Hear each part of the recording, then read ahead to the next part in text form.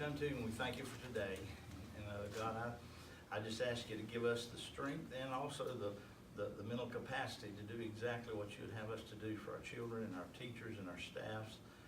Lord, give us exactly everything we need and the understanding of what needs to happen. Thank you for everything you've done for us. Thank you for the fact that you provided salvation for us. And then, God, you gave us sense enough to know that we needed it, to ask for it. So be with us in everything we do. Bless us and all. In Jesus' name we pray. Amen. I pledge allegiance to the flag of the United States of America and to the republic for which it stands, one nation, under God, indivisible, with liberty and justice for all.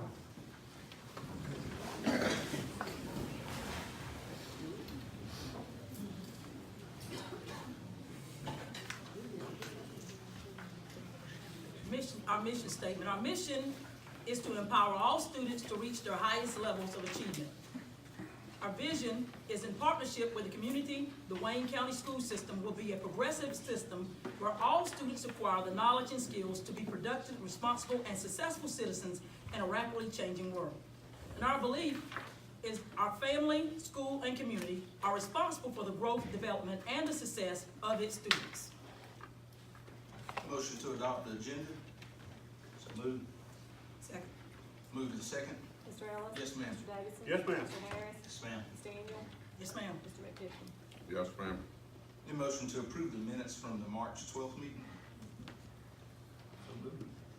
Move to the second. Mr. Ellis? Yes, ma'am. Mr. Davidson? Yes, ma'am. Mr. Harris? Yes, ma'am. Ms. Daniel? Yes, ma'am. Mr. McPherson? Yes, ma'am. Public participation. And we do have a couple. It's Georgia Clark.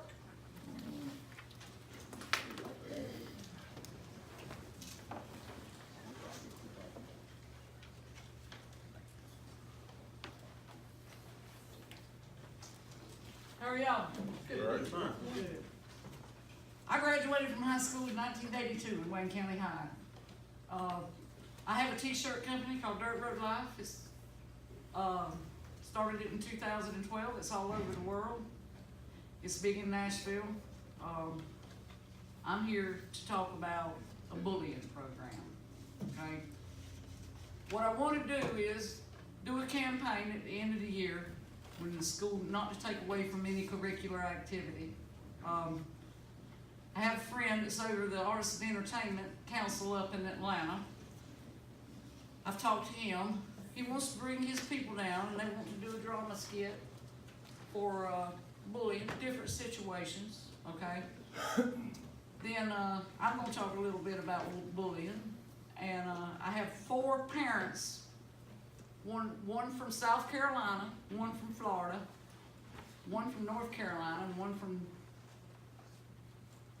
Alabama. Those 4 parents have came home and find their children either hanging or shot, okay? Those 4 parents have agreed to come and talk at this campaign if it's approved. After that, I'm going to, a friend of mine that works at the Attorney General's office, I've known him for 20 years. He has 2 daughters, and I did not know, he divorced his wife when they were young, so he wasn't in their life all the time because he worked for the government with me and always had to travel all over the world, we did. But one of his daughters tried to commit suicide twice while she was in high school from being bullied. He reached out to me when I put something out on Facebook, he called me. He wants to come and speak at it, but his daughter, who's in college now, she also wants to fly in from Lansing, Michigan and tell her side of the story about bullying, about her being bullied, and about her trying to commit suicide twice. After that, I have a good friend. I do a lot in Nashville. I know a lot of people in Nashville. I know a lot of record companies in Nashville. I know a lot of artists in Nashville. After that, a local guy in Lover City that I'm good friends with is a country singer. His wife works at WTOC. His name is Lance Stinson. We do a lot of fundraisers. We do a lot of stuff with foundations. He's gonna come in and, I have a friend, his last name is Aldine. But at the end, after I take these students on this emotional roller coaster, listening to these families talking about their children being bullied and them committing suicide, after I take them on an emotional roller coaster, I wanna say, okay, I'm gonna bring you back up, let's step outside, they're gonna do a concert for you. So, and then, my Dirt Road Life campaign is, supported by the Levens Foundation. This is Carol Levens sitting right here. She's from New Jersey. Carol's family built the World Trade Center. Carol's family built Technion University in Israel. Carol's family placed 9,000 people after the World Trade Center was blown.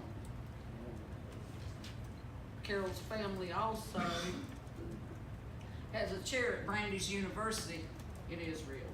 No, United States. Where? United States. United States. And they own Skapton's Institute in Boston. They send eyeglasses to children all over the world, underprivileged children. A lot of them go to Africa and a lot of them go to Malaysia. They pay for the research, they pay for the eyeglasses, they pay for the surgery for the children, underprivileged children, and they play a big part in the Eyeglass Foundation. The Levens Foundation plays a big part in that. They do a lot of charities. Carol and them are involved in a lot of stuff. They were general construction, Underhill Construction, certified concrete during the Trade Center.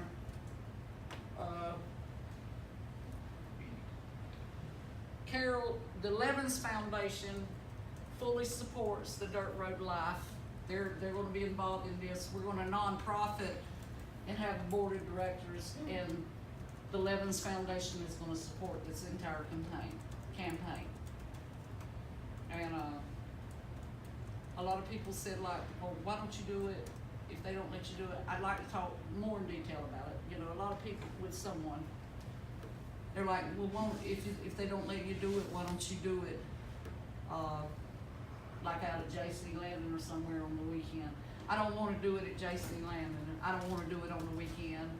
If I can't do it during the school, I don't want to do it. And my thing about that is, if you can sit here and you can bully someone and talk to them and bully them on social media and everything else, if you can do that, you're old enough to do all that, then you're old enough to sit here and listen to these parents talking about coming home and finding their children dead. It's not like, oh, we're gonna have it J.C. Landon, why don't you come? Or come if you can. No, I want you right here where you can't move, because you've done what you've done. If you were old enough to do that, you're old enough to sit here and listen to that mother and that father talk about what they came up on when their child committed suicide. If you're old enough to do that, you're old enough to listen to it. I don't believe in sugarcoating it. I'm not gonna sugarcoat it. Like I said, if you're old enough to be that mean, and you're old enough to make that child think that the only way out is suicide, then you're old enough to sit there and listen to that mom and daddy talk to you. You know, they don't look at it, they just look at it as that child, okay? And I know what it is. They don't look further than that. Okay, so you bullied the child, something happened, the child committed suicide or tried to commit a suicide. But that child's got a mama, a daddy, a grandparents, aunts, uncles, cousins, whatever. You have affected an entire family. But when you were bullying this person, you didn't realize that because you wanted to bully that person. Okay, you didn't realize that you affected 10, 15, 20 people when you drove that child to think that the only way out was to take their life. So I don't want to sugarcoat it. I want them to be able to have to sit there and listen to that mother and father talk about their child being dead because of bullying. And like I said, if they can do that, then they're old enough to sit there and listen to that.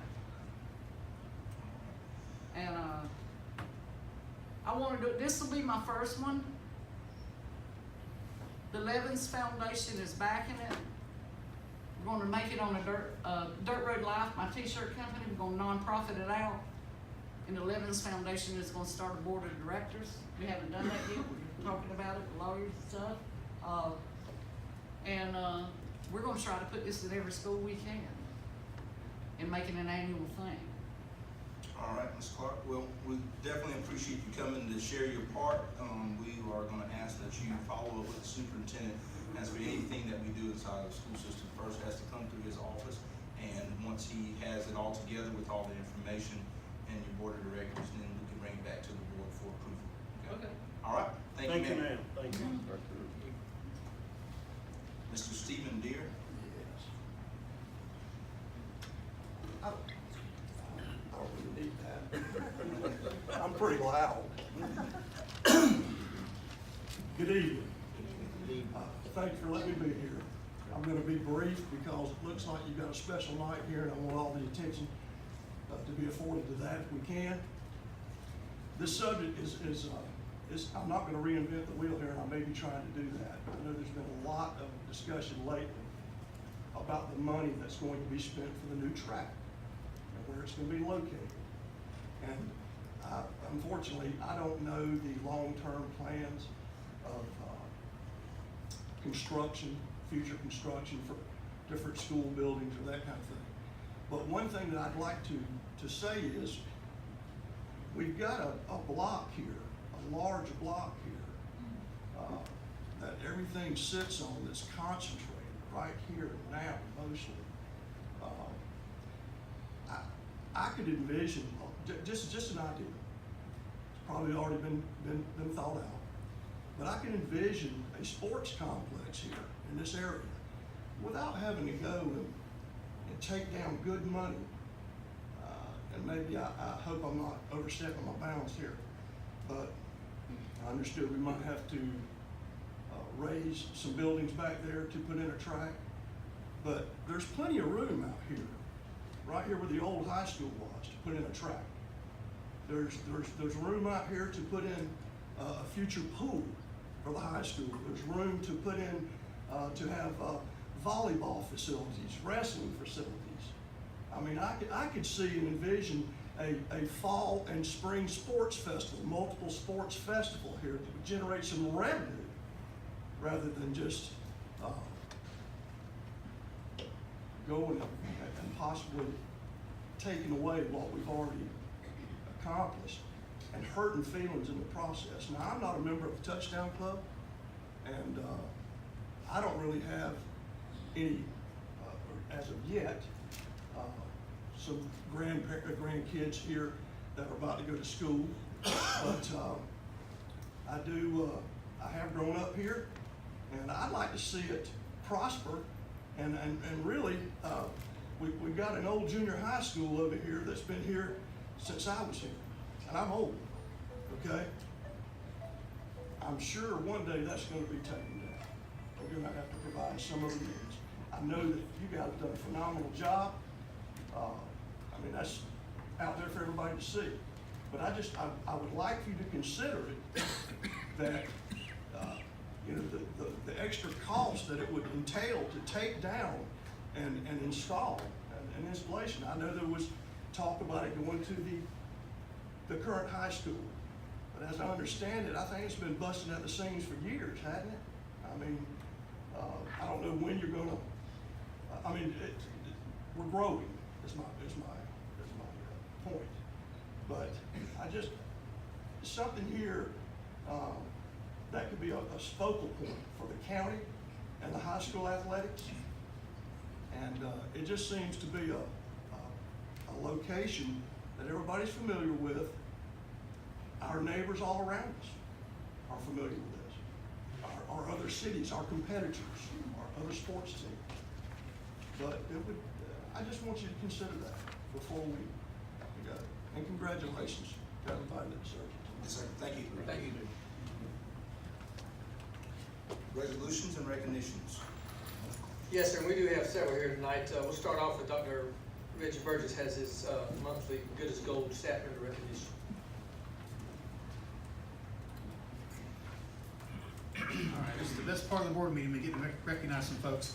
Each month, we do recognize a group from a different school, and for the month of February, we are recognizing 2 employees that are standouts from Arthur Williams Middle School. Ms. Sean Young is the principal, and Dr. Cheryl McCready sent me some information on these 2 individuals. The first, there was 1 classified and 1 certified employee. The classified employee of the month is Ms. Marva Jernigan, and they say Ms. Marva she's always at work on time and attending to the details of early morning duty.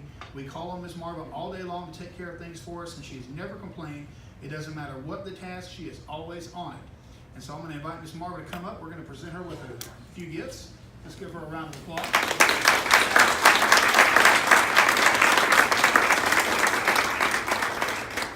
We have a certificate for her, a Good as Gold t-shirt. Gotta wear that to work tomorrow. All right. And we also have, this is called a tumbler, right? A tumbler, I forget every month what that thing's called. So, Ms. Marva, let's get we're gonna get a picture made right here. Thank you, congratulations.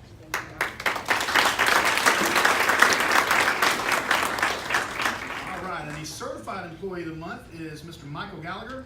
They say of Mr. Gallagher, he is always available to do what needs to be done. He's always the first to volunteer for those extra events that come up, and I can attest to that because he keeps score at every event, every sporting event they have over there at the middle school. So congratulations to Mr. Gallagher. He also gets a shirt that's from the ground up.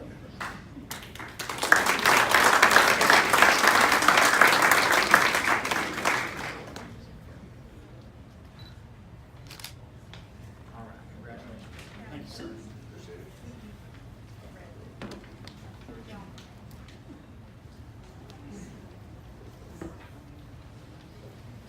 All right, next we have Dr. Bonnie Gordon, who's going to recognize our Wayne County Pre-K Teacher of the Year.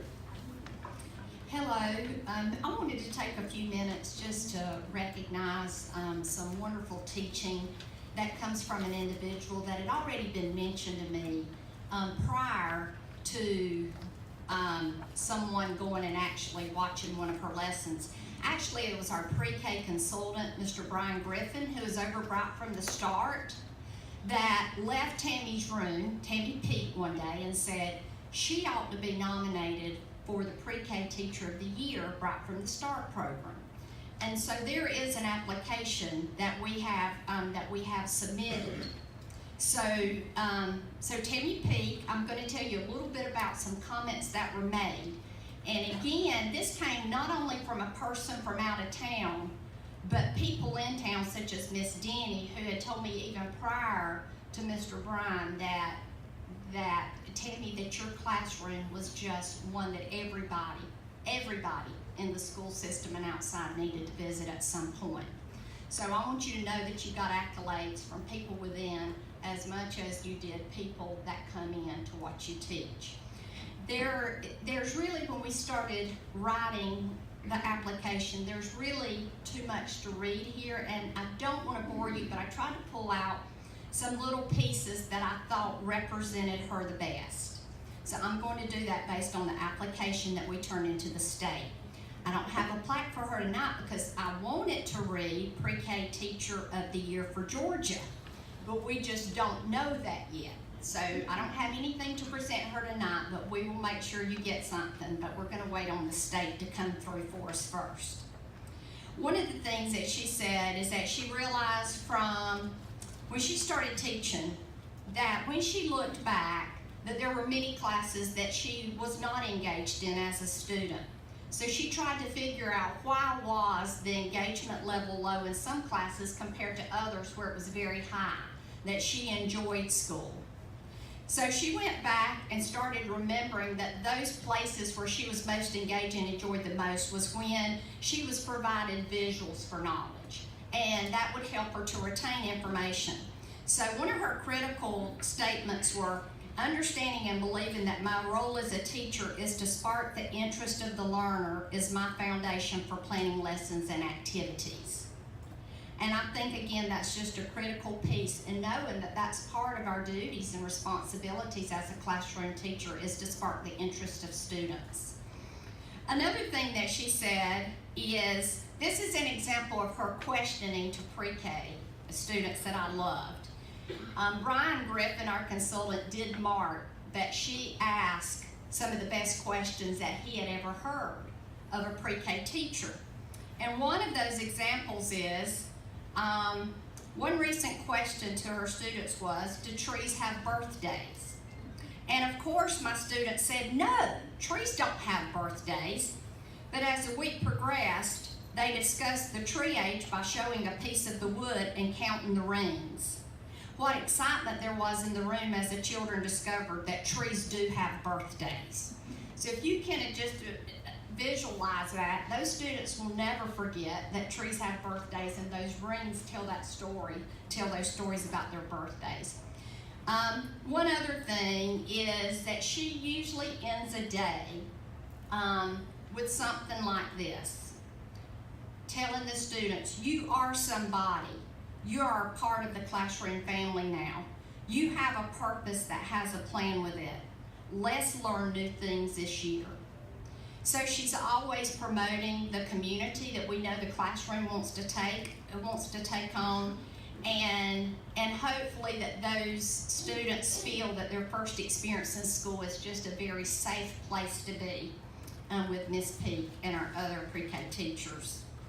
One of the other things that were mentioned by more than one person was her involvement in the families. At one time, pre-K teachers had, I think home visits were required, but even back then, Tammy would find a need and she would try to fill it with people around her. So when James E. Bacon teachers, the IC, the instructional coach, Mr. Ellis, was talking about some of her good deeds, they talked about her organizing a task force. And I said, a task force? But that's what it was like. When Tammy saw a need in the family, whether it was basic food, whether it was contribution for some clothing for the family, whether it was shoes for the pre-K student, she literally organized what they deemed as a task force. So again, a community of people around her that would help her meet the need of that child, not just academically, but sometimes emotionally and physically as well. So a statement from Mr. Ellis included, and I'll conclude with this, at separate intervals, Tammy Peak has served on the Compass team and the leadership team at James E. Bacon Elementary School. She brings critical information to the meetings that help us when working with early learners. She spends time developing activities and learning opportunities for these young boys and girls. The expertise in developing early learners is critical for pre-K. So again, I could go on and on about Tammy. We are old friends, old high school friends, and I think back sometimes if people saw where we were now teaching kids and having a passion for students, they might be a little surprised because sometimes we were a little bit of a challenge on the school level. But anyway, by the way, those kind of students make great teachers. And but anyway, Tammy, come and give me a hug. We're waiting on your big award, okay?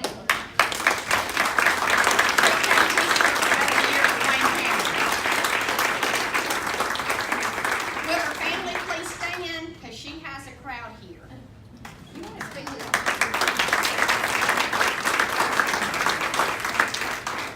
First of all, I would just really like to thank all y'all for coming, my friends and my family. And I was a little bit nervous before I came, but gosh, I know half y'all, or I've taught some of the children, so I'm okay. You know, I believe every good gift in my life comes from the Lord. And I feel so blessed to have taught almost 25 years. But almost 25 years ago, the Lord gave me a co-teacher. And we began as two individuals in a classroom that were just thankful that we had a job. But we grew into a team. And I'd like for Miss Regina to stand. She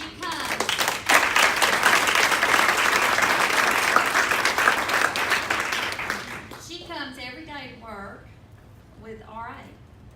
And I know her and she knows me. She knows what kind of night I've had when I walk in the door and vice versa. And many days I know that she is in pain.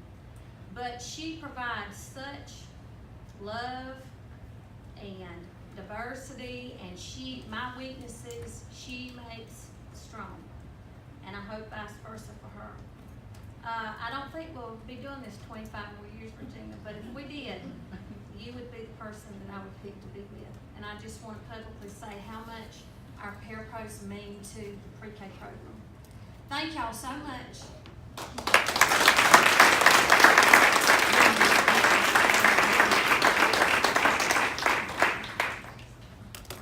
All right, I think Dr. Gordon's gonna stay right there, and is gonna recognize Dr. Kathy Harrell. Yes, Some of her work. Dr. Kathy Harrell. Okay, Dr. Eddie Thomas, come on. Is Dr. Harrell? There she is. Okay, I couldn't see her for the poll, both of you.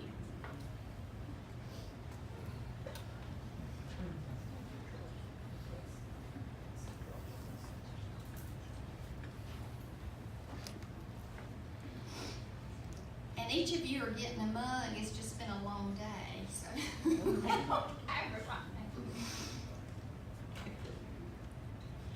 I wanted to introduce you to two folks who have become just very influential to me in the past few months. When I came on board, Randy said, let's go to Kiwanis, and so I went, and Tony went with us, and she's a member. And I just started really loving this group, but it's really, I love this group because of the love they have for the children in our community. And they may have been recognized in the past, I'm not sure, but I just wanted to make sure the year did not pass without us giving them thanks. They have a project called, is Reading to Pre-K Students and giving them a book that started approximately 12 years ago. I'll let them talk, they know more about it than me, I just came on board. But as pre-K director, Dr. Harrell said, I need the names of those students. We're going to get them a book and put the name in it, and reminded me that Dr. Thomas said it was really his brainchild 12 years ago when he was president of the group. And Ms. Donica reminded me today that Mr. Fred Donica was, I think, president, okay, vice president. But anyway, those working together, they started Reading to Pre-K students, and then at some point, they started giving those pre-K students a book. And this year, all classes were read to, and I got the opportunity to do it as a Kiwanis member. And so, you know, even as an educator all these years, I just had not done that. And so I had the best time, and I came back and I just told them how appreciative we were. So again, if we calculate the totals that books given to the classroom that have been read, probably at this point we're talking about 263 classroom books that have been donated by the Kiwanis group. The small books given to children over 12 years is approximately 4,874 books. So those books have gone out into our community and into our homes because of Kiwanis. And we have had at least 248 different readers over the years for those groups, for the different pre-K classes. So again, I just want to thank you for your dedication to the children of Wayne County. Every meeting, they're talking about what else that they can do, how they can raise money to help the children and to get the scholarships that they do. So I just wanted them to know how much we appreciate them.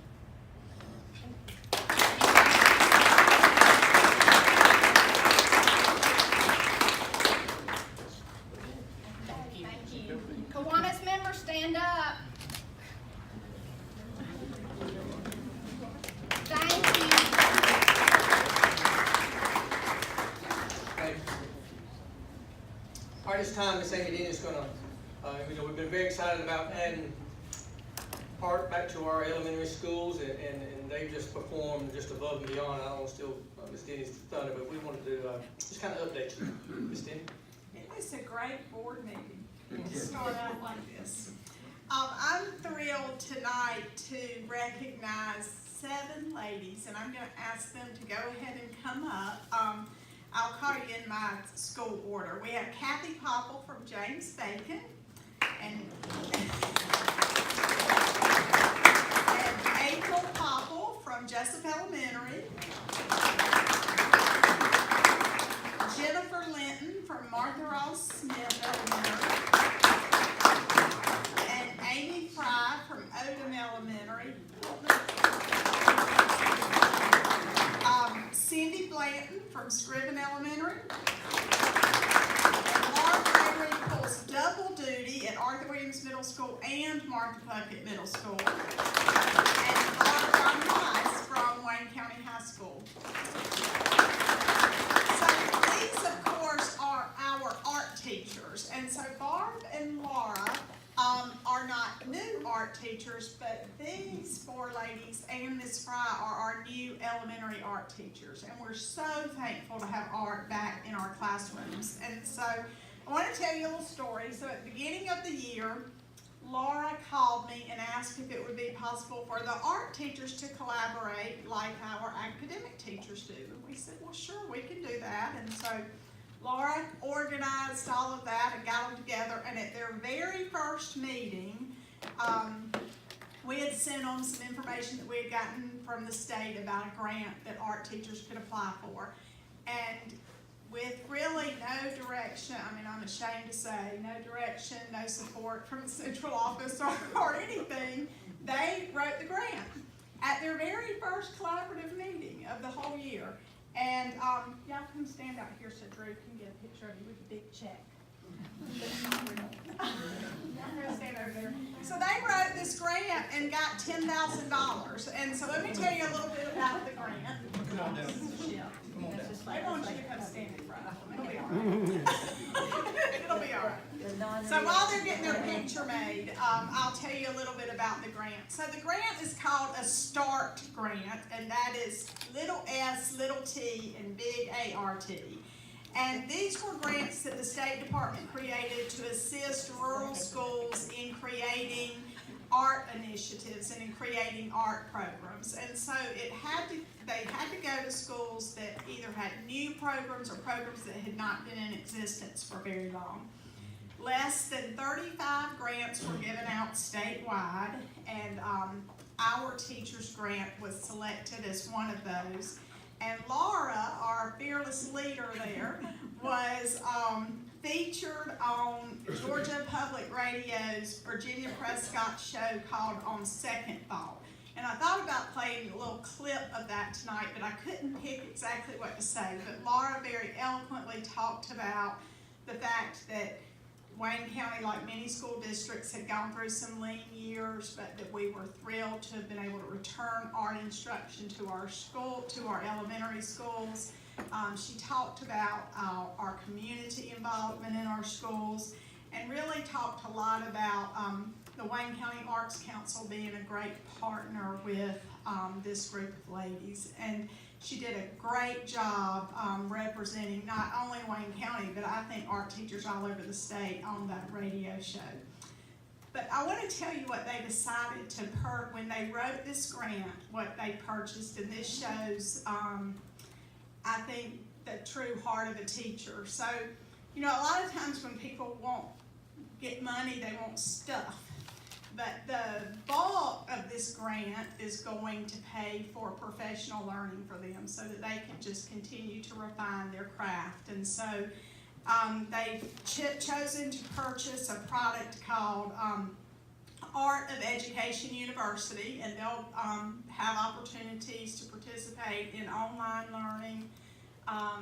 They can do that together, they can do it separately. It's really exciting. We had a little meeting about it the other day and got to learn how it was going to work, and it just had some really neat ideas, and I know it's going to bring a lot of life and freshness to our schools. If you haven't been to our schools to walk around to see the art that our children are creating under the direction of these ladies, you really need to take an opportunity to do that, because it is incredible, and it just gives such a vibrancy, I think, to our schools. They're also going to be each getting a computer tablet where they'll be able to teach children how to make art digitally, which will be very engaging to the students. They're gonna spend the summer trying to get ahead of the curve on that so that they can be ready to present that to the children when school starts in the fall. And then we're gonna use a little bit of money to send them to the, I wrote it down. Georgia Art Educators Association. Thank you, the Georgia Art Educators Association Conference in the fall. And so please give these ladies a round of applause.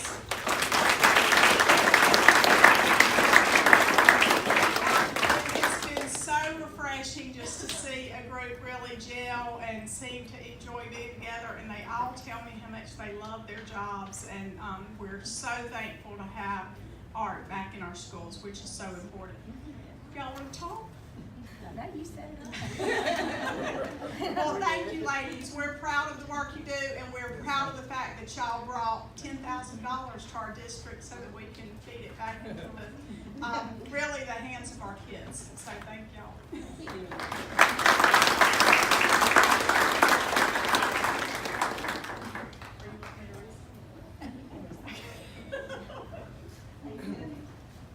Our last, but certainly not least, recognition, I think, Dr. Daniel, are you gonna?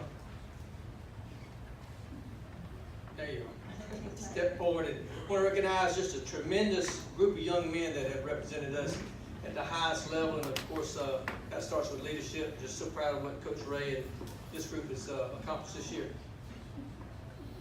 Good evening. My first 2 years here in Wayne County, went to our basketball games, and some of our young men that are on this basketball team we're going to recognize now were a part of a couple of wins, a few wins, I'm going to say it that way, not to be downplay anything, but they're a part of a few win seasons. And then Coach Ray took the program over, and these young men have worked hard. They have turned our program around. They turned the culture around of the basketball program to where our students show up in multitudes on Tuesdays, Friday nights to watch them play. They've helped change the culture in our building by their dress, by the way they look, by the way they act. Couldn't be prouder of them. When they won the region championship this year, I went in the locker room and told them that very same thing. That they carried themselves with class. They were not showboating when we won the region championship. They carried themselves with class. They shook hands with the opponents, and then got mugged by the 500 or so students that came to watch them win. So that's just a true testament of how hard they work, how much they've changed the culture, how much they believe in themselves, but also believe in being a Wayne County Yellow Jacket. And that's what's instrumental to just changing the culture of our building, changing the culture of the basketball team, and the belief and that we can succeed no matter what we do. And that's pretty much the theme of what we do in the building. So without further ado, I just want to take this opportunity to recognize a few facts about them. Guys, y'all come on up. They were 23-6 this year. They won the 2019 Region 2 5A Championship. Had the Region Coach of the Year, the Assistant Coaches of the Year for Region 2 5A, as well as the Player of the Year, Anthony Grant. Had first team All-Region Marcus Trice and Isaiah Moultrie, second team All-Region Amari Harris, third team All-Region Dre Johnson, Justin Hines, and Emmanuel Green. Also All-State team Anthony Grant for 5A, All-State 5A rebounder Anthony Grant, and a North-South All-Star game participant Anthony Grant. So just want to say congratulations to these guys for the job that they've done this year representing Wayne County High School and being true Yellow Jackets and being men of character. I want to say thank you from the bottom of my heart. Thank you for what y'all done for us.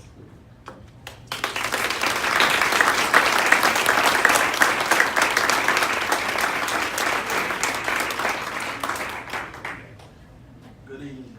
I want to say thank y'all for having us. When I took over the program 3 years ago, these kids bought into something that we were selling as a coaching staff.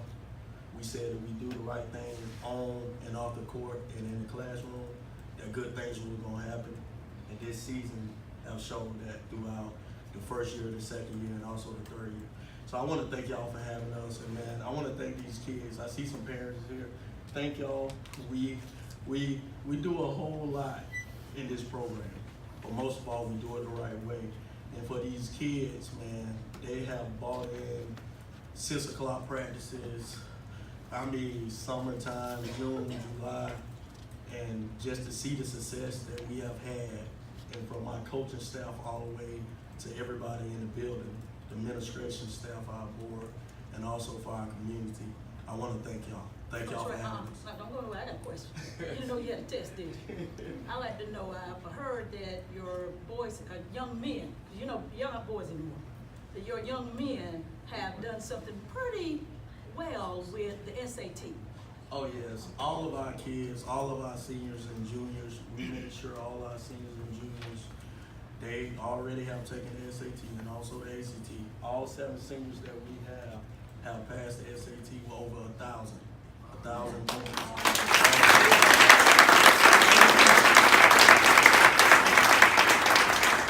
All 7 seniors have got accepted in college around Georgia and also around the world. So it's a true testimony to them and the hard work, the 3 things that we stand by: God, family, and you.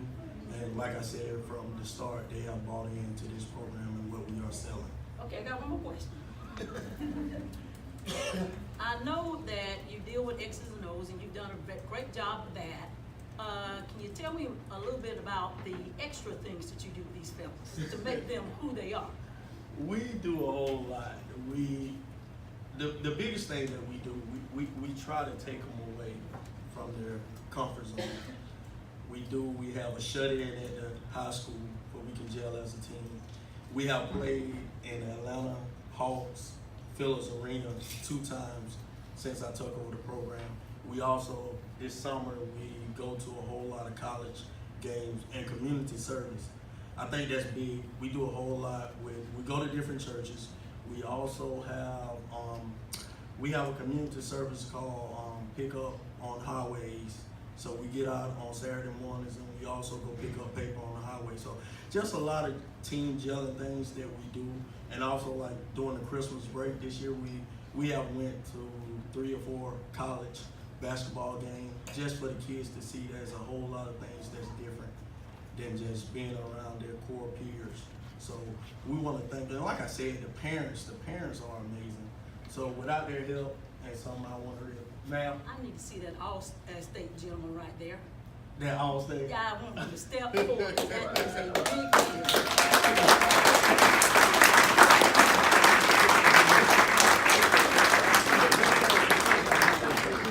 Yep, I coached your mom and your auntie. He's not gonna say that. He's the guy with few words. So, hey, please, out of 4 years, you better go hear 2 things, but yes, sir, and no, sir, out this kid here. Now, can I don't care who answered this question out of the fellas. I have one question. How has Coach made an impact on your life?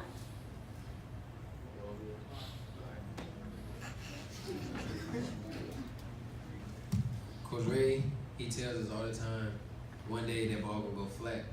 So you always gotta have a backup plan. So we always gotta get our grades right and make sure we do the little things, because that'll matter up to the big things. That's right.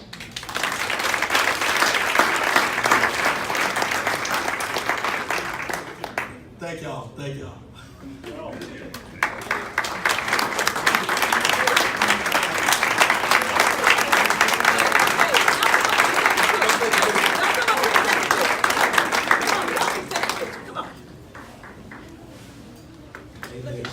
That's what I'm talking about. I'm gonna say I do have the opportunity to travel with these guys throughout the summer, and they're a pretty good group of kids. And Coach Ray has done a fantastic job in the last 3 years to turn this program around. 13 years I've been around this basketball program. He's really done a good job. Really proud of him.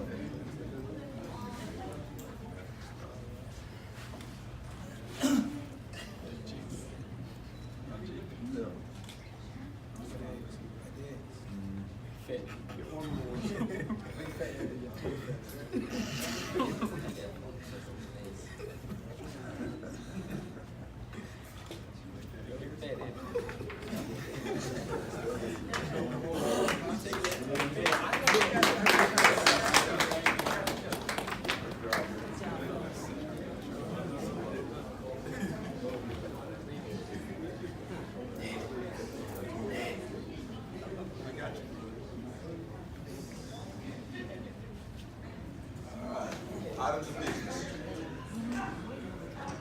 Yes, sir. This time, Ms. Angela Delaney's gonna come forward and give us a quick, just kind of update presentation on our Check and Connect program revolving around our mentors. She's done a wonderful job leading that. Just want to kind of give an update.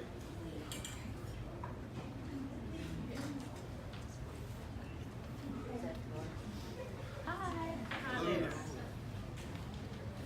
Can you skip to the, keep going? It's right before it says peer, connections. Yeah. You can go to the implementation. Well, you can stay on that one. That's fine. Thank you. Hi everyone. So we got a little bit of a tough act to follow, right? That was great. But so I am Angela Delaney. I coordinate the Check and Connect program. It is the first and only mentor program for our school district, and we work with middle schoolers and high schoolers. We have about 30 students right now, and these are a few of our middle school mentors behind me. I'm gonna let them say a few words in a few minutes.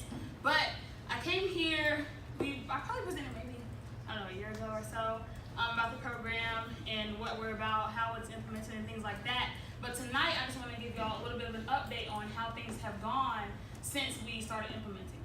So we started implementing in January of 2018, and since then we have had mentors in schools every week that we're in school. Mentors are going into the schools, building relationships with the students, their families, their teachers, administration, office staff, library staff, pretty much anyone lunchroom staff, anyone who's connected in our schools with our students.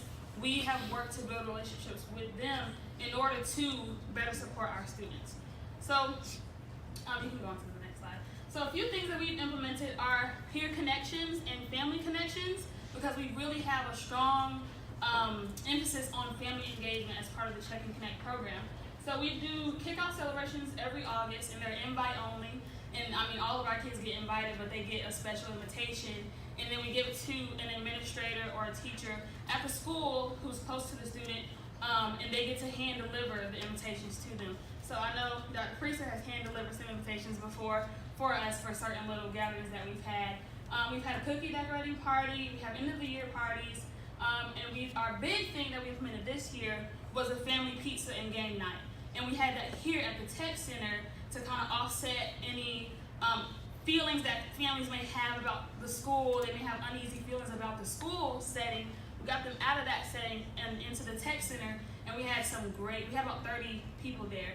And that included grandparents, parents, and siblings, our students, and our mentors as well. We fed them pizza, we played games, and if you go on to the next slide, we got some pictures that we take with the students. You can keep going just through these.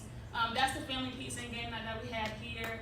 The cookie decorating party, which we had Leadership Wayne come and talk about their careers and what they do, and present to our kids. And then they fellowship with our kids, and they helped decorate some cookies and things like that with them.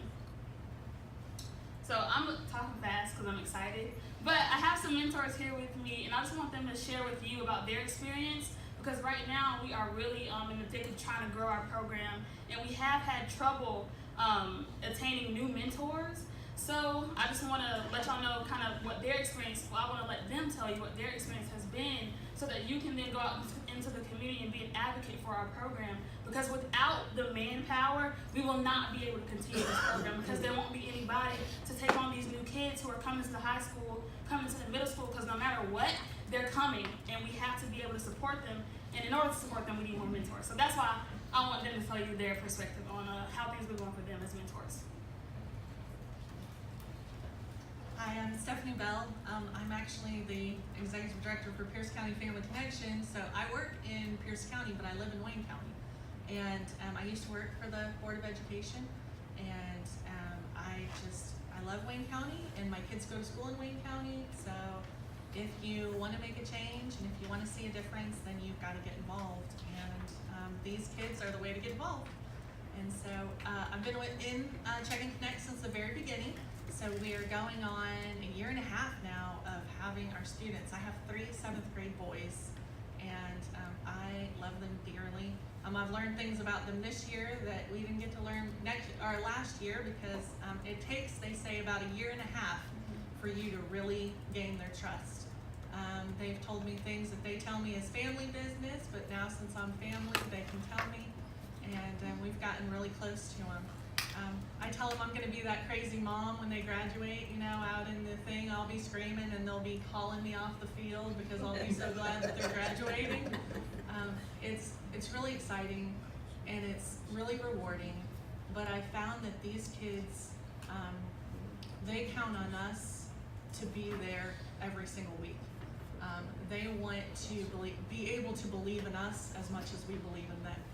And when we're not there, they know it. And they'll let us know, you know, hey, where were you last week? And sometimes they ask if you're coming back because they're worried that maybe you're not gonna come back because they've been in ISS too many times or something like that. But I've told them I'm there till the end, and these kids deserve it. They just deserve somebody to believe in them. And if we can get those mentors, we need to get them, and we need to get them here and believing in these students like we do. So,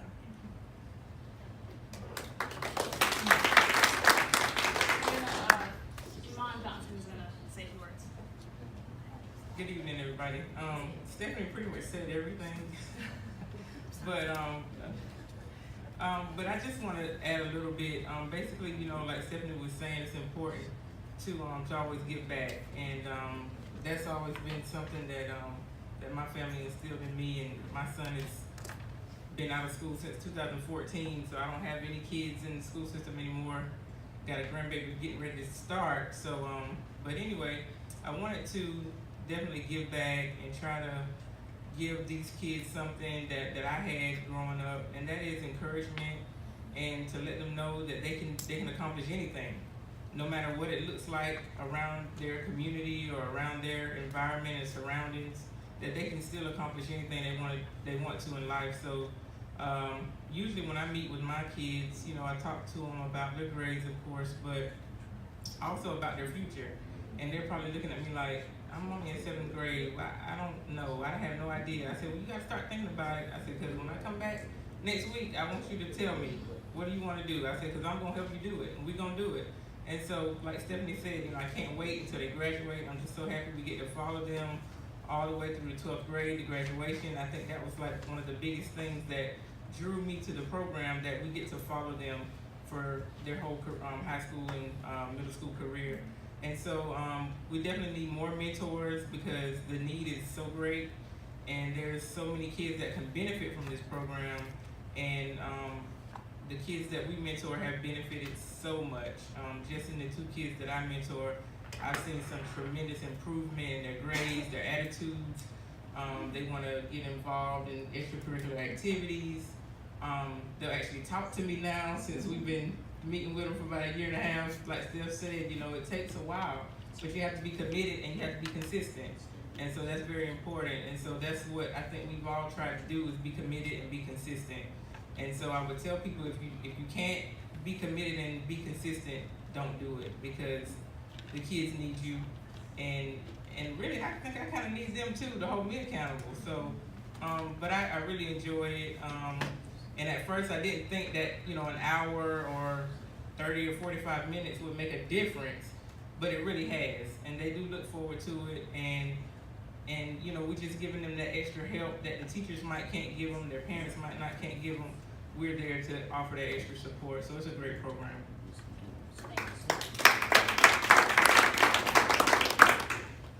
So I just see we have a third person up here, but I did not save his slide.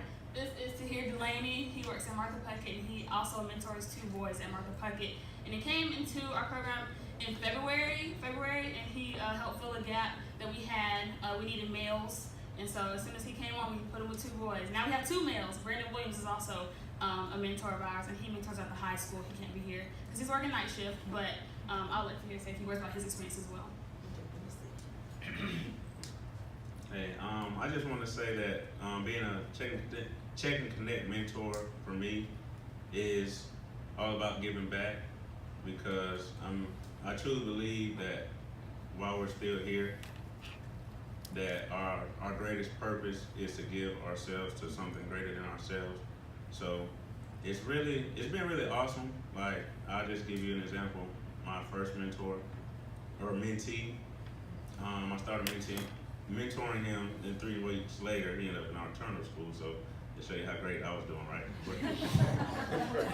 But he ended up in alternative school, and you know, I still mentor him, but this year, that was March last year. This year, he got out of alternative school. He was on the track team for Martha Puckett, and he was actually one of the 10 selected to compete at the district level for the conference.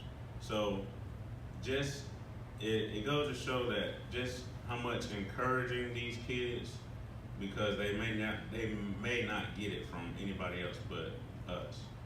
And being a constant voice of encouragement to them, uplifting them, putting positivity in them, because there's so much said about these kids these days, and a lot of it's negative, but if you keep putting negativity into them, what else are these kids gonna be except what we, the adults in their lives, put into them? So I'm just glad to be a part of the program, and I believe it's really a blessing that we are here right now for these kids, and I'm hoping that it just grows tremendously in the near future.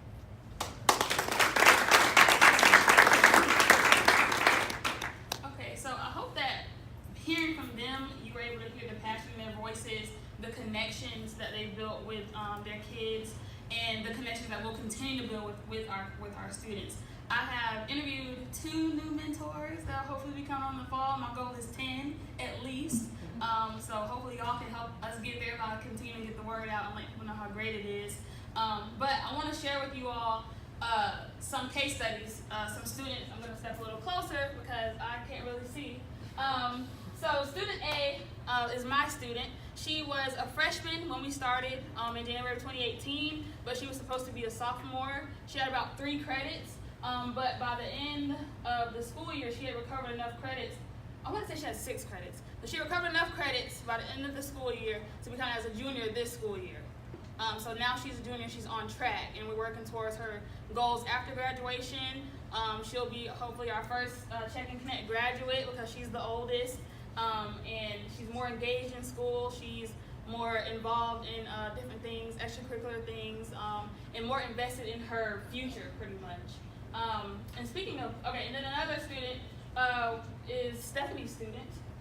He went from a 30 average in grades to a 73 average in grades. Student C was high risk for behavior, is also Stephanie's student, or yours? Is Iman's student. He was high risk for behavior, so he was averaging like 2 referrals a month, and now he has none.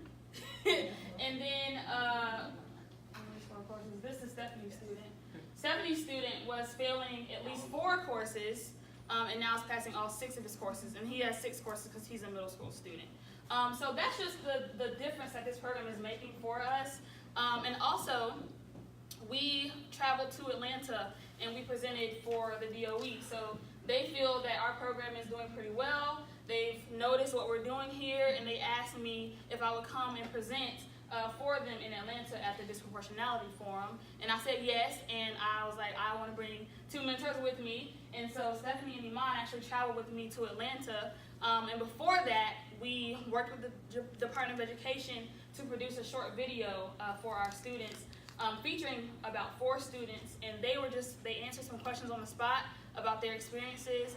And one thing that really stood out to me was one student said, well, two things that stood out to me was one student said that he was happy that his mentor is always going to be there for him. That's his favorite part about the program. And then another student, she mentioned that she's a junior. What did you learn from the program, or what has your mentor taught you? And she said, listen, I'm a junior now, and when it gets hard, I have to know that I can't give up. That I'm almost done, and I have to see it through the end. I'm not going to give up. I'm going to graduate. And that's the kind of things that are not tangible. We can't put numbers to them, but those feelings and that intrinsic motivation that we are instilling in our students is what's going to drive them to graduate. And that is ultimately going to benefit us in the end, because they're going to become members of the society, and they're going to have something to offer, and they're going to know that they have, something inside of them that they can stand on. So I mentioned that some of our challenges have been that we can't find a lot of mentors, or we've had trouble attaining a lot of mentors. And then also, we want to start intervening earlier with our students. We found that is something that's very important. And all y'all in here, educators, you know that early intervention is best. So we're trying to get in with them even in the 8th grade before they become soft freshmen, and then even getting those 6th graders earlier as well. So I want to introduce just some data to y'all, then I'll be done. But we know that numbers are important. You know, it's a great program, it feels good, but is it working? And we have some numbers to share. You can keep going. Okay. So we're going to use about 19 of our students here. We're going to focus on the middle school students. So because my high school students, a lot of them transferred to the charter school, even youth challenge, things like that. So I have a whole new group of high schoolers right now, so we don't have any data to compare. But their students, they haven't moved or anything. So these are students who've been in the program from the beginning. If you can go to the next slide for me. So fiscal year 18, that was last school year, semester 1, we weren't implementing. There were 61 past classes. And then fiscal year 19, this school year, first semester, there were 101 past classes across the board for all of our middle school students. And that's about 19 students. Then fiscal year semester 2, so this is when we first started implementing. We were getting to know our kids, building connections, building relationships, things like that. There were 73 past classes. And then fiscal year 19, semester 2, this school year, there were 99 past classes as of the first 9 weeks. All right, so taking a closer look at this, we had in fiscal year 18, semester 1, so that's before we started implementing, there were, ooh, y'all. That's how I just like the same thing. Yeah. Can you put it in presentation mode? My apologies. Okay, ooh, wonderful. All right, so fiscal year 18, semester 1, there were 56% of our students were passing their classes, and then 44% were failing at least one class. And then fiscal year 19, semester 1, we only had 6% of our students were failing, so 94% were passing. And then fiscal year 18, semester 2, 34% failing, 66% passing, so that's our first semester as we're starting to get things going. And then fiscal year 19, semester 2, 92% pass rate, 8% fail rate, and that's failing at least one class. So most of our middle school students are passing all 6 of their classes, so that's really great. And then, oh yeah, attendance. So this is the percent. The yellow is the percentage of students whose attendance improved. Yeah. So 67% of our students, their attendance improved. 33% of our students, their attendance neither got better or worse, so they kind of stayed the same, but at least they didn't get worse. That's the way I see it. All right, and then we had from fiscal year 18 to fiscal year 19, we have had a 51% increase in days attended. And we know that when students come to school, the more they're at school, the more engaged they are. And that's probably why we've had such a nice jump in their grades, in passing grades. And so we took a look at just ISS and OSS events. So not bus incidents, not like lunch attention and things like that. And we saw a slight decrease from fiscal year 18 to 19, semester 1 and semester 2. We lost about 2 to 3 respectively per semester. So we're keeping them in class, keeping them in school, but we're trying to improve and we're trying to grow. And I like what I see, but I really want us to continue to get better, especially in the behavior department. Start intervening earlier with our kids and start getting some more mentors on board. We've talked about different tactics that we can take. We've talked about soliciting teachers to participate in a training over the summer. I've been to club meetings. I mean, what have I not done, Tina?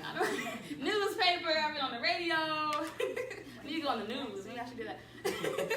But I just wanted to share with y'all, we wanted to share with you all some of the successes and the struggles that we've had with our program, to be transparent and understand that it's not a perfect program and the numbers look great and everything, but we need manpower. We need people to come on board. So if you know of anyone, if you're feeling it's up on your heart to mentor, that would be awesome. Refer them, send them my way. You saw my contact information up there. I'm always willing to entertain a new mentor. So thank you.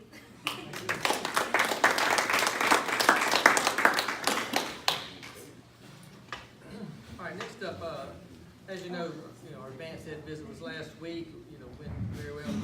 Got through the process, it was a long process. Ms. Tina Mosley led us through that, been working on that a year plus leading up to last week, but again, I want her to kind of give you the brief summary that they left us with when they exited, and they'll provide us a full summary of their visit within 30 days. Ms. Mosley? Yeah, these are just the preliminary findings, so they didn't give us the full report, but they will give us that 30 to 45 days. You have a copy of the PowerPoint. For interviews and classroom visits, this was a very high number. They interviewed 308 stakeholders, and 140 of those were students. They interviewed students in the classroom while they were observing, as well as in student groups at each of the schools that they visited.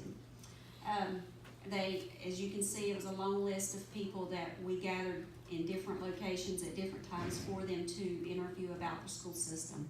They observed in 48 classrooms at 6 of our schools, and their overall impression was a good one. Students are treated in a fair, clear, and consistent manner and are actively engaged. So that's something we can definitely be very proud of. There are 3 levels, and there are a total of 31 of the performance standards. At the initiate level, that means the improvement priorities that we are required to address. You have a color-coded sheet that is in eBoard that you can look at that gives you a better idea of which ones specifically. I'm not going to go through every one of those, but we have 9 areas to address, 3 in the leadership capacity, 3 in learning, and 3 in our resource capacity. The improved level, those are items that we have recommendations for improvement. We don't have to address them, but they strongly suggest that we do address them, and we've already been talking about some of those things. We only had 5 areas with recommendations for improvement: leadership capacity 1, learning 1, and resource capacity 3. Finally is the impact level, and this is the level that we are proudest of, obviously, because those are the standards on which we're performing well, and we have the highest there. We have 17 areas in which we are performing well, so we give ourselves a pat on the back. Leadership, there are 7 areas in which we're performing well. Learning capacity, 8 areas, and resource capacity domain, 2 areas. These are some words that students, teachers, all stakeholders, this was just a small list of words that they compiled for us because they would ask us, give me one word to describe the Wayne County school system. And these are the words that they presented to us at the final, at our final meeting where they gave us our results. And all of them obviously were very positive words. I mean, it gave us all a really nice, warm, fuzzy feeling. So we thought it was a great success. The team was great. They were great to work with, and everybody who participated put forth a great deal of effort to make this a good experience for all of us. So, questions? I just want to thank the Advanced Ed team for such a great job that you've done, and compiling all the information and getting everything done and getting us through this process and getting us accredited for another 5 years. And big thanks go to our principals and administrators and teachers and staff, because you are the reason why we are able to do what we do. And I really appreciate that, and that's just indicative of Wayne County, the pride we have. Thank you. They did work very hard in preparation for the visit last week, so I echo those sentiments. All right, this time, Coach David Poinset's going to come forward and do a little presentation, and just kind of an update of our brand new wrestling program, kind of where we've been, where we are, and where we're going. He's done a tremendous job of growing that, just budding program that we just started, but it's been very good for our kids. I'm excited about the future. Coach? I'm not going to use that because y'all could hear me. My first thing to the board, I need to profess our apologies. We both just walked out of practice right before 6 o'clock, so we don't smell good and we don't look good. Saw the basketball team and said, picked the wrong night for this, so we apologize. We were also over at Martha Rawls Smith, the old gym. We were cleaning over there too, and I'll get to that in a second. 2 of the things that struck me tonight that I thought were germane before I even start this were, we are not going to make any impact on kids if we don't develop relationships. I don't care what we talk about metrics or what we talk about content-wise, standard-wise.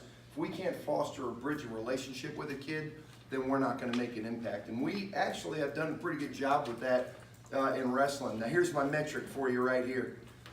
Macon Coliseum holds 9,000 people. And we actually took 3 kids to the state wrestling championship this year. And the very first time that a kid's ever touched the mat in Wayne County. And there's a gentleman named Craig Cothern that some of you all may recognize. He graduated here in the 1980s. Wouldn't tell me when, but he's a member of the Georgia Athletic Coaches Association. He graduated with you. Well, Craig was running this up there to referees, and he saw a Wayne County jersey. He knew we were coming up there. Didn't know how many kids we were going to have, but we had a 126-pound kid, Cameron Riles. Cameron was 16 and 10 on the year. The kid he was going to wrestle was 44 and 6. So there's a little bit of a mismatch here from Veterans High School, and then you hear in the background at the Coliseum, ladies and gentlemen, would you please look down at mat 10? It was Craig on the microphone, and the entire place was 6,000 people looking at mat 10. We're looking at each other. This isn't going to be good. For the first time in history, Wayne County has ever put someone in the state wrestling championship. And Cameron Riles looked at me. I looked at Cameron and said, "You are a great young man, but that is a kiss of death. Go out and have fun out there, son." He looked at me and he said, "Coach, I'm not going to get pinned." And that kid wound up winning the state championship at 126 pounds. He lost to him 12-4, major decision. Was one of the few guys in the entire state that didn't get pinned by the kid. And then he lost to the 3rd round kid, wound up beating a young man from Arabian Mountains. So that was the type of metrics that I wanted to tell you about. First off, this is Tim Pratt. Tim is a recent graduate of the University of Georgia. He's in his first year teaching. He's at James Bacon Elementary. And this is the first time he's ever been to a school board meeting. So I'm educating him on it too. On there. He was quite impressed so far until he heard me open my mouth.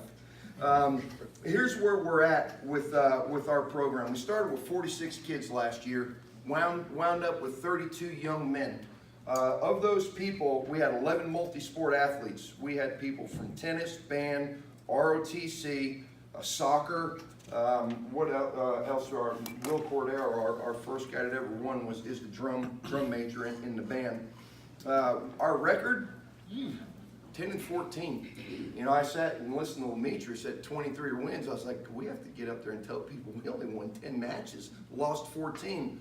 But I'll tell you what, I say that with pride, because a bunch of young men that didn't know a mat or how to lace their shoes up went out there in November and we wrestled the best. We didn't pick teams out where we considered subpar.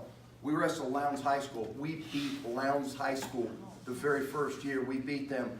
Brantley County, and I found out the rivalries around here fairly quick. I know Brunswick and I get the Appling part, but those guys down there started jawing a little bit down in Brantley County, and I didn't much get that. And then our kids started jawing a little bit too, and I was like, we got a little something going here. This is going to be fun at least.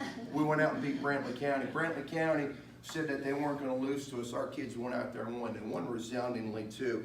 So that 10 and 14, I'll take that all day long. We had eight people finish in a place finish at the region meet. We had 8 young men place finish at the region meet. We took those 8 young men up to the sectionals. We had 3 place in the sectionals. Those 3 went to the state championships: Hayden Beasley, Zane Mansfield, and Cameron Riles. So we're excited about where our program is. We're excited about where it's going. I know that they asked me to come talk about where we're going. We have a long-range plan, and I'll briefly hit it quick for you guys right here. I know you don't want to stay here all night. Our plan includes a middle school program. We've got to have a feeder program in all of our sports. It's important. It's an imperative that we have it. We are lacking coaches, and we're lacking teaching positions. We were lacking supplements, and there's nothing negative about that. It's just that we didn't plan for this going into the long haul and didn't prepare for it. So what we did is we asked the Southeast Georgia Middle School Association if we could put 2 teams together and have a Wayne County middle school. Surprisingly, they said yes. Guess they didn't watch us wrestle this year. But I said, yeah, go ahead and put a team together. I spoke with Dr. Priester's crowd, and I spoke with Arthur Williams' crowd, and I came up with 81 names. 81 names want to at least investigate or find out what's going to happen with Wayne County Middle School. So we have a Wayne County Middle School program. You're looking at the coaches, by the way. We're going to use the old gym over there if we're allowed to. We've got 4 mats laid out. We bought 1 mat. That was a competition mat last year that the board graciously gave us money for. At the other 3 mats I was able to get for a combined total of $500. Got 2 of them for free. One of them we got out of South Carolina. I knew one of the coaches up there. So we got $30,000 in mats, $500. I'd say that's pretty good ROI right there, return on investment. So we're going to put the middle school kids on that, and we have a middle school program now. And we'll wrestle in the middle school conference.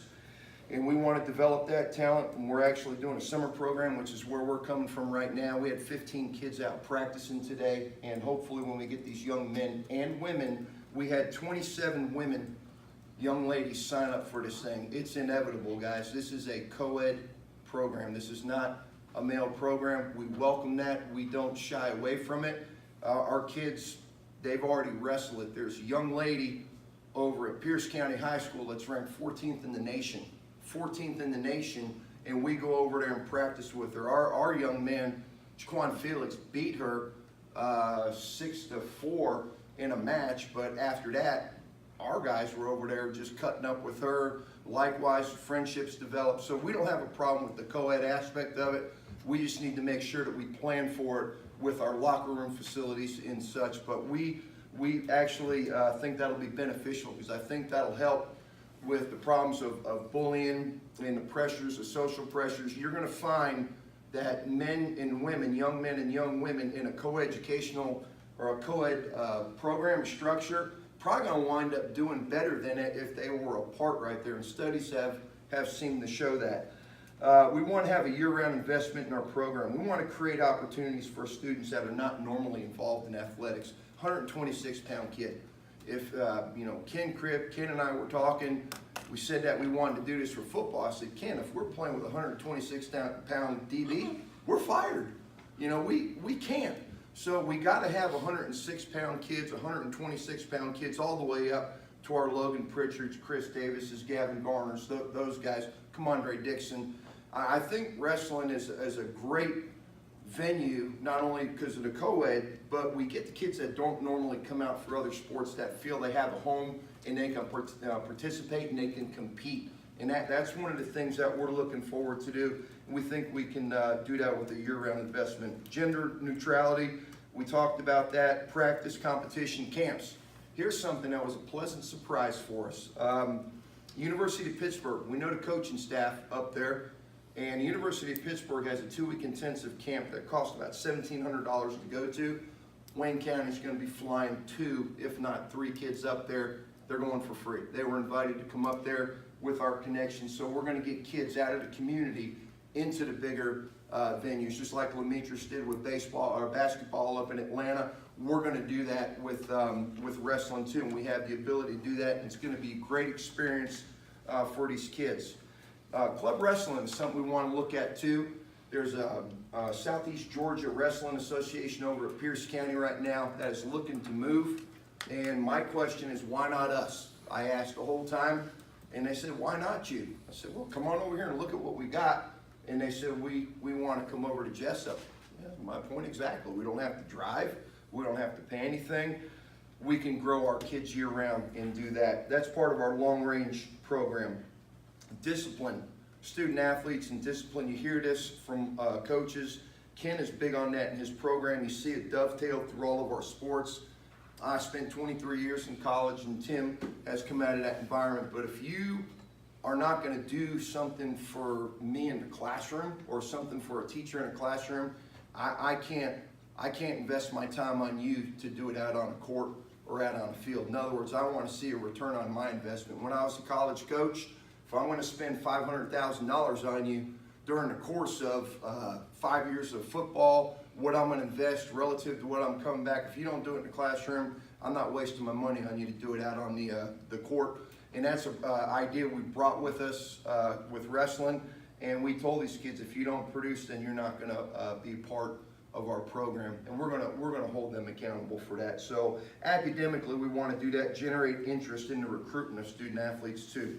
400 colleges in the United States wrestle. It's one of the biggest hit Title IX programs right now to be gotten rid of or to be added back on. I want a kid from Wayne County to say, Coach, I had an opportunity to go out to Omaha, University of Nebraska, Omaha, to go to school, to use wrestling as a tool to go. Just like we do in football, we signed 10, or we got 10 opportunities. I want to do the same thing for wrestling to get kids out of Jessup. This will always be home for them, but I want them to think locally, act globally, and go learn out on the periphery. One of the things that we want to do, and I'm taking a lot of time, but I think a word that we heard with all these people in here was servant leadership. We did this in college at a lot of the stops I was at. We believe that you need to give back to the community as a young man and woman and not be forced to do it. I had 5 young men that went over to James Bacon and played kickball with the kids just to be out there and be with the kids. We're going to go to First Baptist Church. I talked with Mike and Miss Edna over there, and we're going to do stuff in the community to help people out, and it's because kids want to do that. If they're generating that interest on their own, then we're doing a good job teaching about servant leadership. And we want to add community service component to our program. So we're going to do that. It's more important to us that we get kids set up for 10 years down the road than if we have a 23-6 record or we won a region championship. Those are great accolades, but I want to be able to look at that young man 10 years down the road and say, I really did my job. Because as teachers, educators, board members, we don't know in 4 years the metrics. We will know 10, 20 years down the road when they're good citizens, married, conducive members of society. That's when we said, we've done our job on there. So we're going to create those programs to get to that point. One of the things that was big for me too is we are not exactly sitting on a pot of gold. And there's nothing negative in saying that, and there's nothing derogatory in the meaning. Just money's hard to come by in education aspects anyway, shape or fashion. We've grant written in wrestling. I've already written 2 grants. I think we've got about 4 or 5,000 in wrestling. The same in football. I wrote 4 grants and got all 4 of them this year. We'll continue to do that, but perhaps the last grant is something that intrigues me, and I talked to Dr. McDaniel about it, and I'll be quiet after this. There was a young man 4 years ago that was a Division III All-American at the College of William and Mary. His name was Eric Monday. Eric was a guy that was highly academic. His first 2 years in college, he won a national championship, suffered with depression, wound up taking his life 4 years ago. His family was fairly well off. They created something called the Eric Monday Foundation that deals with manic depression, suicide, bullying, all the bullet points that we seem to have seen, heard of, or have gone through in the last month or 2 right here, sadly to say. And I wrote a grant to him not thinking that anything was going to happen, because Eric Monday is huge, that foundation in the Virginia, Tidewater, Delaware, Washington, D.C., Pennsylvania area. And it didn't click on me. I'm not here. I'm just going to go do this. So I knew a little bit about Eric Monday. Got a phone call from these guys 4 weeks ago. And they say, congratulations, you're the first program that we're going to look at ever outside, in the short 4 years, ever outside of this area. You guys have said something that resonated with us, so we want to partner with you. They wrote us a check Saturday. It's going to be put into the Wayne County Wrestling Program. But they're going to partner with us from this time going forward because of the initiatives that we're doing. We've already talked about bullying in our program. We've already talked about the respect part of our program. But I challenged our kids, if you see someone that you don't normally talk to, how hard is it to generate a word hi? How is it hard is it to go involve yourself with someone you don't normally go to class with? We're forging these bonds right now. We have kids wrestling with each other that didn't know who the other kid was, and these guys are sophomores. Now they're friends, if you want to use it that way, but they're practice partners. They go do stuff with each other. My idea is if we can do that in sport, we can do it in the community. If we can do it in the school, we can do it in the community, perhaps we can be the person that stops a person from making a decision that will really have negative consequences or impacts on our school, our family. You see where I'm going with that. So Eric Monday Foundation really liked the fact that we were doing that. And they've sent information for us. I'm gonna get to Dr. McDaniel too. They do a tremendous job with it. It's, like I said, it's really regionally strong, nationally big. And I thought that was big for us. So these are some imperatives that we're doing. I'm sorry to take so much of your time. I didn't need to waste electricity. Y'all heard me. We're gonna come back next year, guys. I'm not gonna promise you we're gonna beat Ware County, boy. We sure would like to. I can guarantee you this about Wayne County Wrestling. If you come out and support those kids, they will respond to you. They will respond to the community backing. They will do well next year. Don't know where we're gonna wind up, but you will never see a Wayne County kid lie down and just give up. They're gonna fight until the end, and that is what this sport is all about right here, and that is the program. That's what we're doing. And we look forward to you guys supporting us, and we thank you for your current support right now. And I shut up. Yield this time back to the board. Sir. I want to get up and go play with my body, said, no, I better just stay right here. You ought to see how I I feel. How many seniors did you have? Were you mainly underclass? That was a very good question. We had 7 seniors last year that came out. So we had 7. The majority of the kids that came out were 9th grade. We had 7 seniors. We had about 9 freshmen and a little bit in between. So we took our lumps last year, and we didn't go light. Our thought process was as such: if we're going to start a sports program right here, it'd be a huge disservice to tell a senior we're building something for these kids down the road. We're going to win for the here, and we're going to win for the now. And they bought into that, and 10 wins later, it was pretty good. It's pretty good. You can still come out, though. I got a lot of that on the leave for you. Great job. Thank you. Thank you. Yes, sir. All right. Thank you, Coach. You bet. Thank you for your time. All right, and Dr. Burgess is going to present a project at the Leadership Wayne class, and I didn't realize that they were the ones that had this project, but it's a very worthwhile effort that they're have undertaken, and kind of at the end to see it through fruition. And I don't want to steal a thunder, but just to kind of set the tone. I've talked to Joe Arardi, the CEO at the hospital, about this specifically, and he's supported from his angle 100%. So that's all I really needed to hear, because he certainly has some background in it. Dr. Burgess? I came from a CNA meeting, so I don't smell very good either. Just kidding. Those were the meeting ones. All right, just kidding. I'm here. I'm speaking to you not necessarily as a representative of the school system, but as a representative of the Leadership Wayne class of 2018. I was part of that cohort last year. Got to go through that. Fantastic experience. I recommend it. If you've not gone through Leadership Wayne, I would highly encourage you to do that. You get to make some great contacts and some great friends, and get to benefit the community. And that's what it's really all about. I went into it kind of naive and didn't really know what it was all about. But having gone through that, I'm a better person because of it. And our purpose is well, I'm back up. Each Leadership Wayne cohort or group is tasked with finding a project that they kind of call their own. And so ours was, we searched for pretty much all year long trying to figure out what we wanted to do. But we finally did settle on this group called Diversity Health Center. And I gave you a handout. It's on. It's there for you. What it does is it's a federally funded. I got to make sure I get the right term. A federally funded qualified health center, FQHC, and it works. It kind of works a little bit like AppleCare, except that they have a sliding pay scale, and they do not. It's not a free clinic. But they don't turn anybody away, regardless of income. It's really geared toward underinsured and uninsured people, but they still make them. They make arrangements for payment. They work with people to give them a sense of pride. So they're not getting a handout, but they're getting this Diversity Health Center will fill a niche in our community that's really void right now, because we have a lot of people who go to the emergency room and they can't pay, and so that burden has to be. I mean, it just becomes a burden that the hospital has to write off, or someone else is really paying for. So this group comes in and they will. It's like I said, it's federally funded. They will create jobs in our community.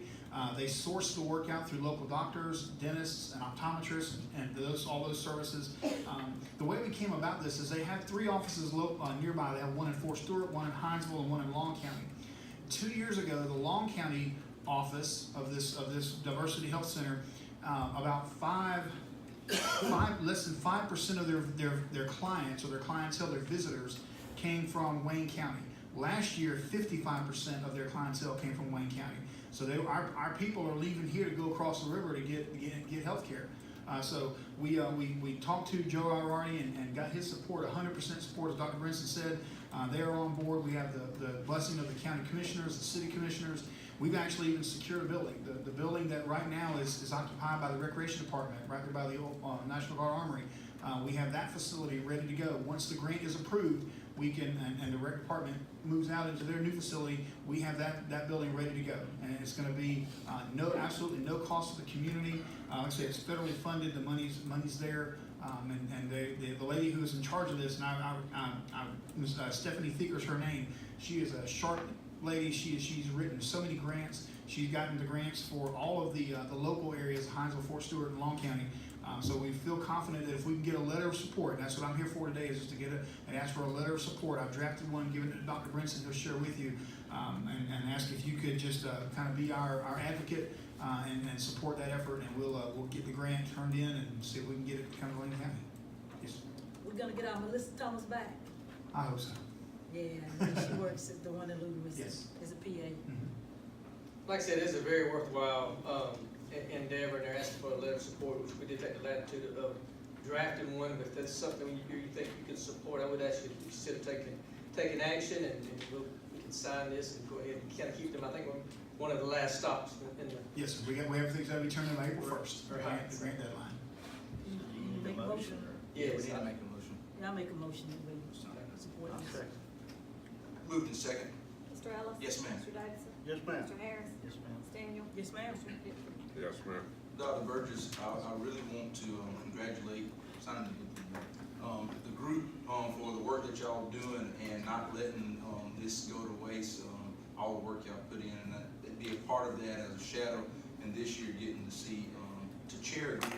I'm really proud of what y'all continue to do. Thank you, sir. Let the group know we're proud of I it. sure will. Thank you. Yes, sir.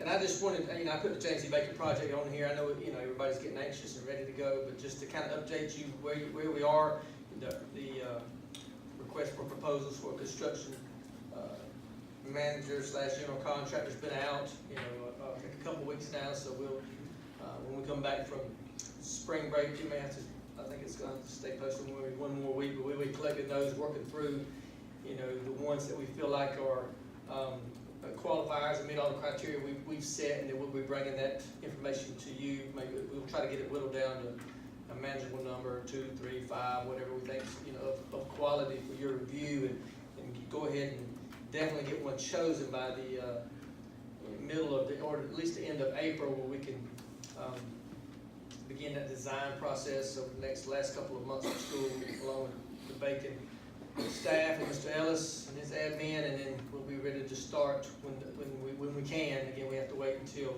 the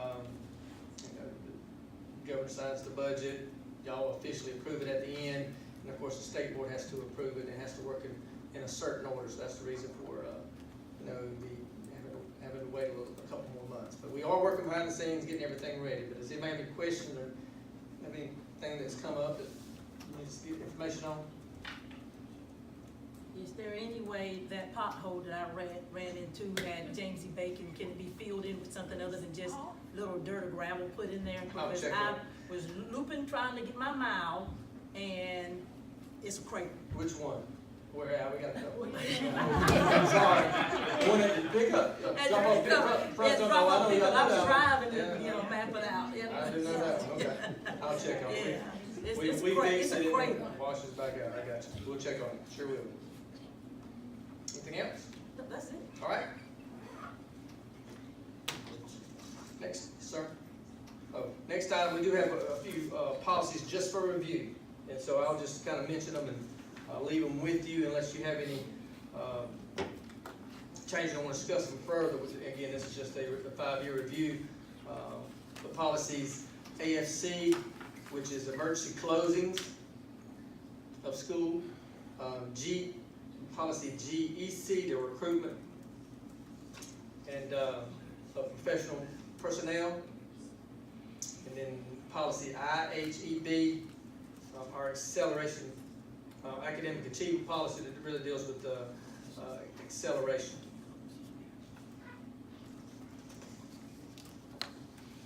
Any questions at this time? Like I said, this is just a review, so if anything comes up after you review it further, have more time, please let me know. All right, and this time we spent, we did have that call meeting, but Ms. Williams has the, what month are we in? February. February financial report for review. You just want a motion? Sure. Motion for approval. So moved. Moved and second. Mr. Ellis? Yes, ma'am. Mr. Davidson? Yes, ma'am. Mr. Harris? Yes, ma'am. Ms. Daniel? Yes, ma'am. Mr. McPicken? Yes, ma'am.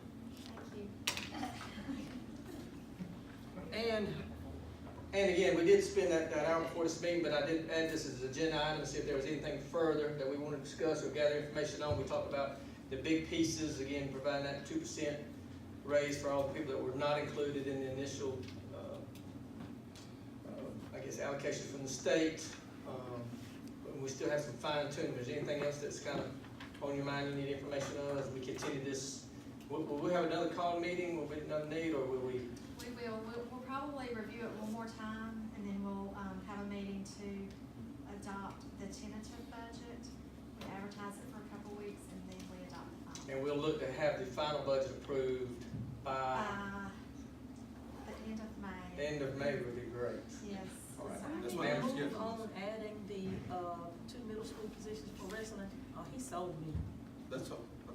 We'll let's talk about it some more. Yeah, me and Ms. Williams has talked about it, and of course it would involve a supplement. But I would like to talk to the coaches and see, wrestling is a very specific coaching skilled sport. And I certainly want to make sure we got somebody. So if we got somebody to fill it, yes. And I think that's where, I just wanted you to hear that thing is growing, and we are going to require some middle school coaches down the road, because what's going to happen next year. That conference we're in, the middle school conference, is very competitive. It's a great conference. They do a great job with it with all our middle school sports, and they're allowing us to combine schools to participate. Yeah, but of they course, won't they're not do going that. to allow them to participate for a championship. This would be just kind Oh, of really? for Okay. funsies or I get it. non-region schedule. High schools do. So I know we're going to grow to where we want them to be competitive, have a chance to win a championship. It could be the highest level. So there will be a middle school program at each middle school, as I said. Yes, ma'am. But we'll continue to discuss that. And if we got the personnel, to do it, we may go ahead and move forward. But Right now, I'll we report don't back. have. That was not the impression I got from talking to Coach Winstead initially, because you heard him say, well, we're gonna coach it, because he wants to Right, make I sure.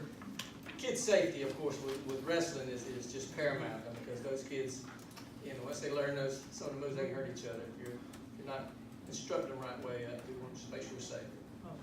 Okay? Move into executive session, discuss or deliberate upon the appointment, employment, compensation, hiring, disciplinary action, or dismissal, or periodic evaluation of rated public officer, or interview applicants for the position of superintendent. Motion for executive session.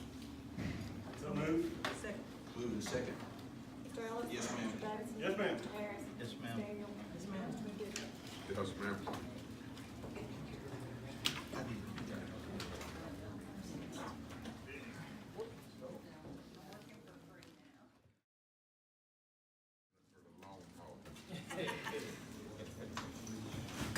I think Pastor Dale got seniority Motion on to me. approve, return back to, session. So moved. Second.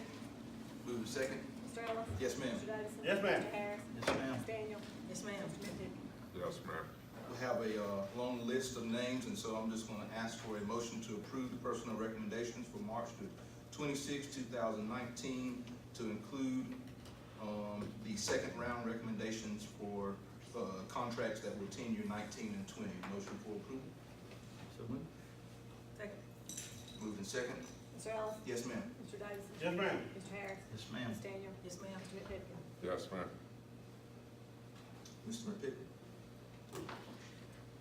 This was a good meeting. A lot of good things going on, long meeting. But, the basketball and wrestling and just, we've got some wonderful coaches in here. I hope we can keep them and, because for whatever reason, coaches always have and always will, I reckon, influence kids tremendously. Appreciate it. Congratulations, Ms. Harris. Yep. I'm gonna piggyback off of him, same thing. I feel like that, our, coaches who are in leadership positions are doing a great job with, mentoring our kids. You know, I was supposed to mention it's more than just about X's and O's, it's about what's gonna happen to them once they finish. And I think they're doing a good job and got them heading in the right direction. Well, I mainly want to say, I mean, I love sports. I love to play myself, but it all starts in that classroom. I mean, look, all those guys on that basketball team, they had them teachers helping them. So kudos to the coaches, but kudos to the teachers. A lot to be happy about, a lot to be proud of, Wayne County, and I think we're on the right track. I think we get better all the time. Same here. I do want to say that there are opportunities for people to help, you know, on social media and everywhere I go, everybody wants to do things, but I think we have a real awesome program that Miss Angela is working to build, her and Miss Tina Mosley with Check and Connect. And I don't know how we're going to get more people involved, but if we can hit the social media hard, run some more ads in the paper, and make some face-to-face contacts. People want to do things for the school system. Here's a way, and you get paid to do it. It's real. I think it's real good, and the success that they've had in that program, really been good. So, between the things that we've added to the school system, the things that we already have, I think we're moving in the right direction. That's it. I'm good, thank you. Everybody have a good remainder of the week. You too now.